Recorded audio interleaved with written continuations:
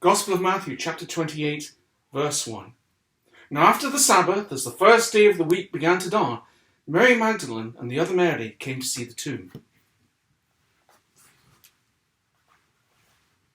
Matthew begins his Gospel with the dawn.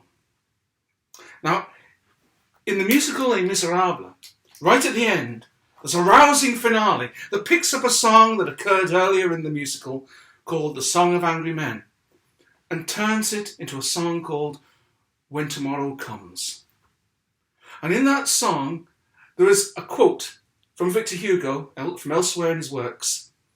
Even the darkest night will end and the sun will rise when tomorrow comes. So here we are in the Gospel of Matthew. It's the dawn.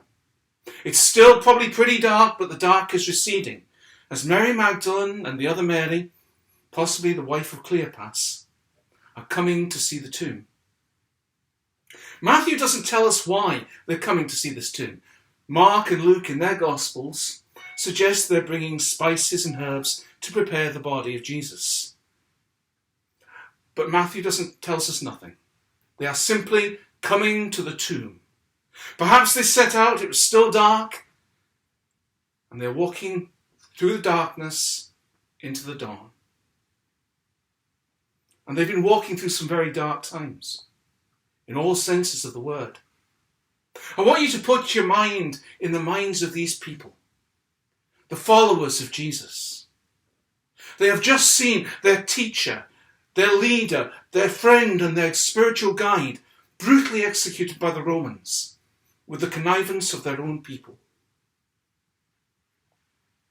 They have seen this happen right at the moment when perhaps they hoped he was about to reveal himself as the Messiah and take his place on the throne of David. And now that is all gone. The idea, perhaps for us now, of a crucified Messiah, maybe it makes sense to us now, 2,000 years later.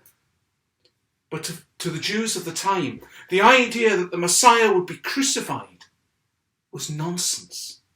Blasphemous even.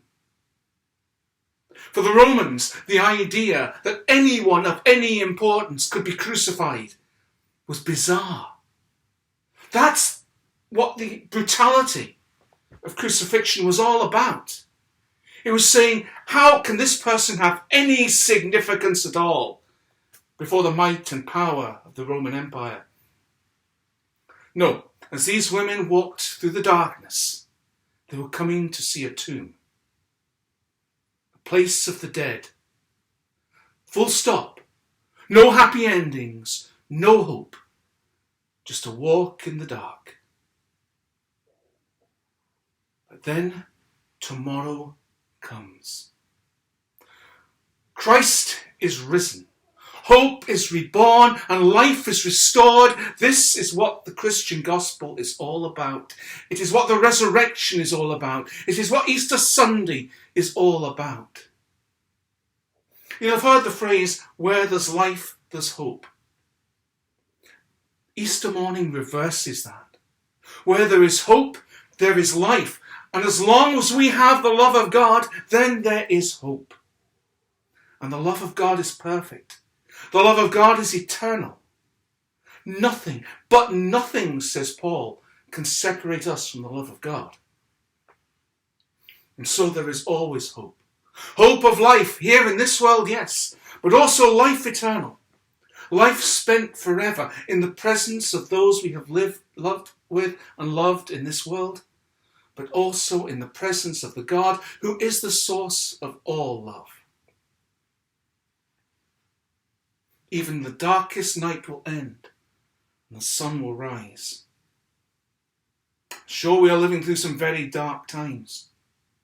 All across this country and all across the world, people are living in dark times of pain, grief, fear. All across the world and across this country at this time, people are living through dark times of poverty, hunger and despair as their livelihoods collapse. Across this country and across the world, people are wondering, how will this end? Where will this end? But end it will. even the darkest night will end and the sun will rise. And the message of Easter morning is that God does not abandon us to the darkness, but that he walks with us through the dark into the brightness of new day. On Easter Sunday, we're offered new life, not just new life in the world to come, but new life here and now. A chance to be transformed, not just as individuals, but as communities, societies, nations. If we have time on our hands at the moment, and many of us do, perhaps it is time to take stock of what we value, what is important to us in our lives. Because it seems to me sometimes we have been shown an image of what it means to be human that is somewhat less than human.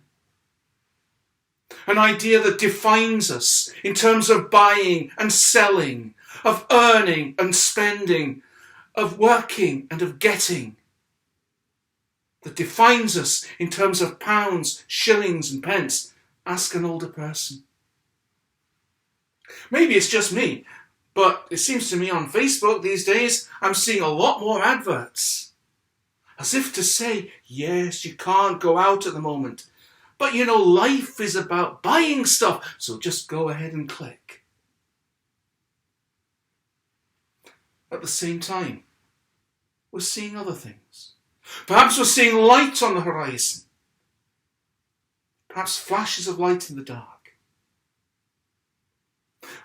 We're beginning to recognize again that we have responsibilities to each other, duties to one another, that we belong together as community. That's what this whole thing about staying in and saving lives is all about, if it's about anything at all. That by taking these moments of inconvenience, these times of inconvenience, we actually save lives. Not just our own or our families, but the lives of people we have never met, never seen, will never know. We accept these inconveniences knowing that these complete strangers will survive. That is what community surely is all about. But not just that, we're seeing people taking risks, going out to deliver food and medicines to vulnerable people who can't get out. We're seeing the homeless sheltered. We're seeing people putting their lives on the line to look after others, sometimes losing them. We're seeing another definition of what it means to be human.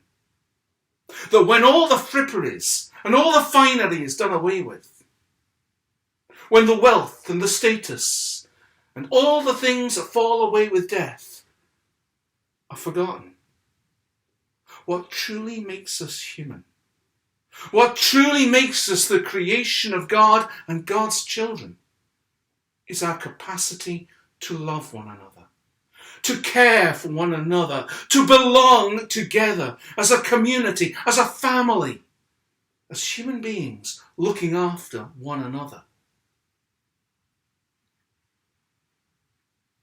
This is Easter Sunday. This is where we celebrate the resurrection of Jesus Christ and the offer of new life for humanity, not just in some world to come, but here and now. Even the darkest night will end and the sun will rise. When it does, when we come blinking out of the darkness into the brightness of new day, let us hope it's into a better world. Let us live in that hope of a better world. A better world not just for the rich and the powerful, not just for you and for me, but for everybody. A world in which we remember that we belong together. That we are meant to live with care and compassion for one another. Let us live lives transformed. Lives transformed by love, where we define ourselves not by the cash in our hand, but by the compassion in our hearts. And seek to live in a world that is a better one than this one. A world in which we recognise that we belong together, as family, as brothers and sisters, as common humanity, bound together by ties of love that come ultimately from the love of God, a love revealed on Easter morning through the resurrection of Jesus Christ.